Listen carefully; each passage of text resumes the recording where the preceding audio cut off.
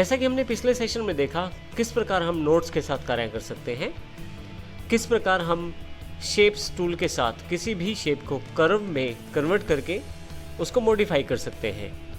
इस सेशन में हम उनसे जुड़े हुए कुछ एडवांस ऑप्शंस की जानकारी लेंगे। देखिए, हमारे पास यह वही इमेज है जो पिछले सेशन में हमने प्रयोग की थी।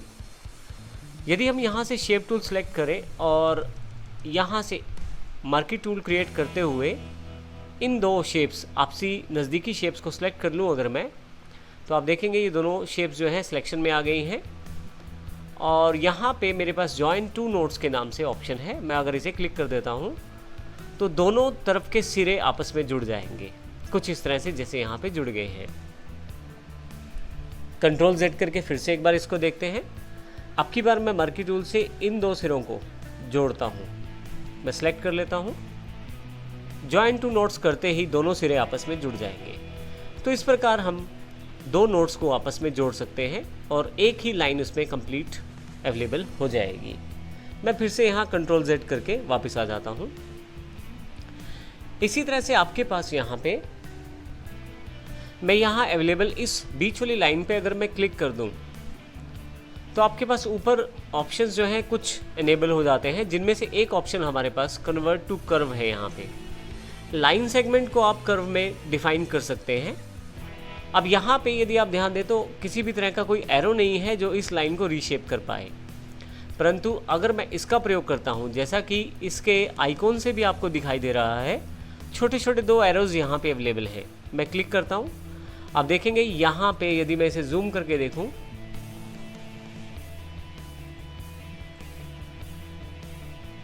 और यहाँ पे फिर से शेप टूल पे वापस आऊँ, क्लिक करता हूँ इसे मैं, ये हमारा शेप जो है ये कन्वर्ट हो चुका है कर्व में। इसका पहचान इसके साथ आने वाले दो एरोज हैं, जिससे मैं इसको आसानी से मॉडिफाई कर सकता हूँ इन शेप को।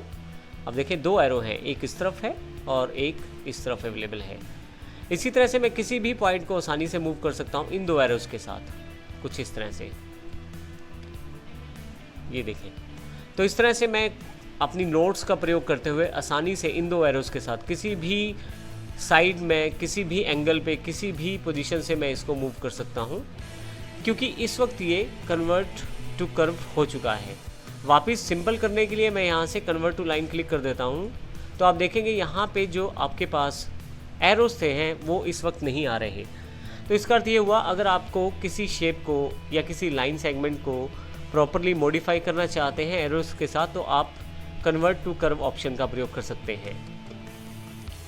जब आप कन्वर्ट टू कर्व कर लेते हैं, अर्थात इस ऑप्शन को सिलेक्ट कर लेते हैं, तो उसके साथ ही तीन ऑप्शन इससे जुड़े हुए भी अवेलेबल आपके पास है यहाँ पे, जिसमें आपके पास कस्प नोड है, जिसमें आप शार्प एंगल के साथ आसानी से नोड्स को शार्प एंगल पे टर्न कर सकते हैं और कस्प नोड क्रिएट कर सकते हैं।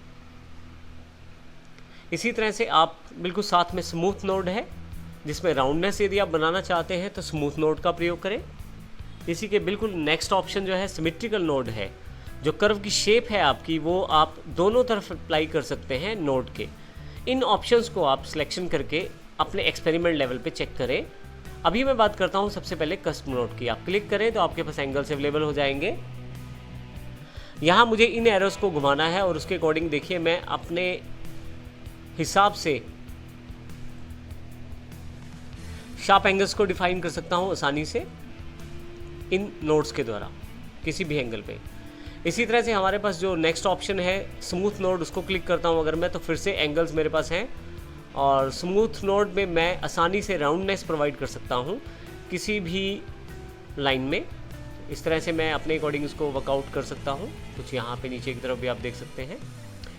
जो लास्ट ऑप्शन सिमेट्रिकल नोड है उसमें आप कर्व डिफाइन कर सकते हैं दोनों तरफ नोड के।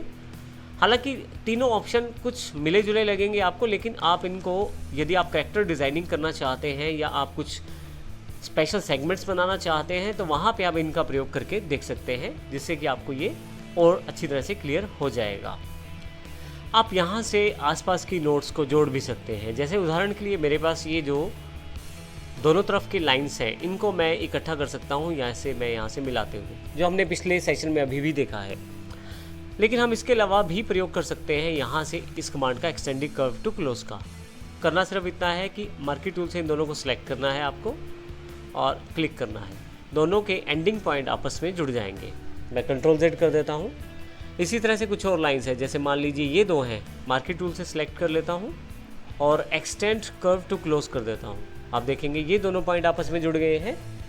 इस तरह से आप कहीं भी कोई भी दो नोड्स, मैं इनको सिलेक्ट करता हूँ, एक्सटेंड कर्व टू क्लोज में क्लिक करते ही आपस में जुड़ जाएंगे दोनों सिरे। मैं कंट्रोल Z कर देता हूँ। इसके अतिरिक्त आपके पास यहाँ पे ऑप्शन क्लोज कर्व का भी है।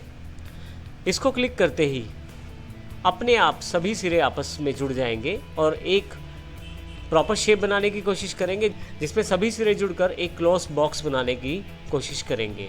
हालांकि यदि आप इस पर दोबारा क्लिक करें तो आपके पास यहाँ पे छोटे छोटे एरोज दिखाई देंगे, जिससे माउस को क्लिक करके आप अभी भी इनको क्लोज से अनक्लोज कर सकते हैं, अर्थात वापस फिर से अनक्लोज पोजीशन में ला सकते हैं इन छोटे छोटे एरोज के साथ, कुछ इस तरह से। तो इस तरह से इन सभी ऑप्शंस का प्रयोग करते हुए हम आसानी से शेप टूल का प्रयोग करते हैं और अपनी बेसिक शेप्स को कर्व में डिफाइन करके उनको आसानी से मॉडिफाई करते हैं।